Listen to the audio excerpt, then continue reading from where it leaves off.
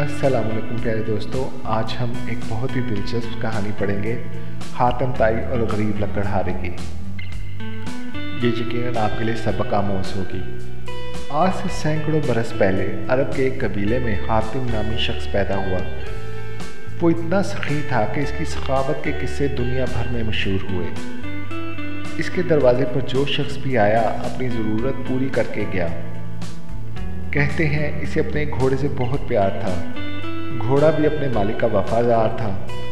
एक रोज़ आधी रात के करीब इसके घर में चंद मेहमान आ गए। इत्तफाक की बात कि इस वक्त हातिम के पास अपने मेहमानों की दावत के लिए कुछ नहीं था और रात के वक्त इसका इंतज़ाम भी बहुत मुश्किल था। हातिम ताई ने अपना पसंदीदा घोड़ा ज़िबा करके मेहमानों की दावत कर डाली और मेहमान नवाजी की लाज रख ली। एक मर्तबा इसने अरब के सरदारों की दावत की। इस रोज़ 40 ऊँट ज़िबा किए गए।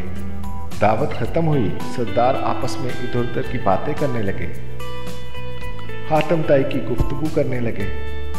एक सरदार ने कहा, हातिम जैसा फराख दिल आज तक नहीं पैदा हुआ और ना होगा।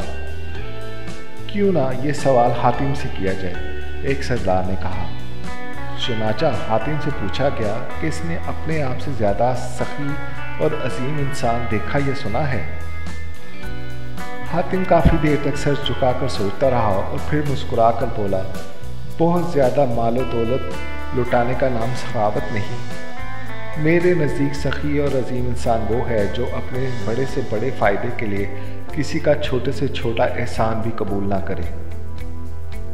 मैंने अपनी सारी ज़िंदगी में ऐसा शख्स देखा जिसका दिल मेरे दिल से बहुत बड़ा था। वो ज़रूर किसी मुल्क का बादशाह होगा जिसके पास बहुत बड़ा ख़जाना होगा। सरदारों ने बैक आवाज़ कहा, नहीं दोस्तों, ऐसी कोई बात नहीं।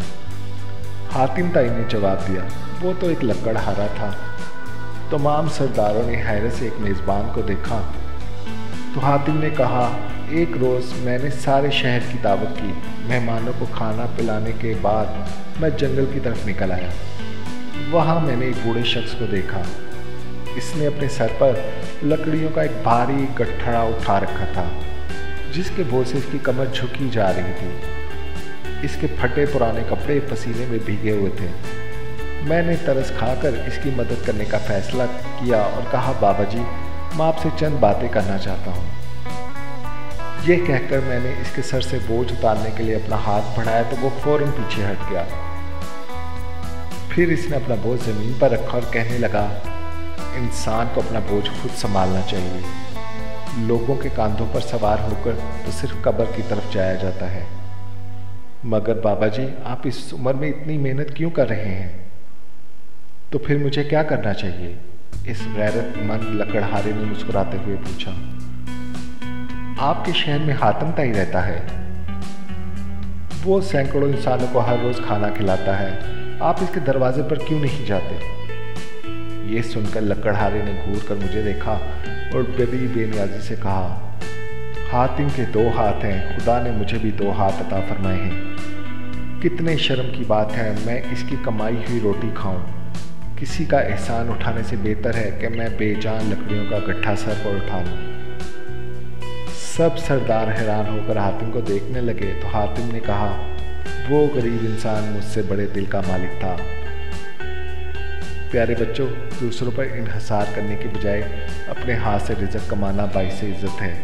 मैं उम्मीद करता हूँ आपके लिए यह कहानी बहुत बड़ी सबक आमोज़ रहेगी और आप अपनी ज़िंदगी में इसको ज़रूर सोचकर और इस पर अमल भी करेंगे इंशाअल्लाह। फिर मिलते हैं। अल्लाह हाफ़िज़।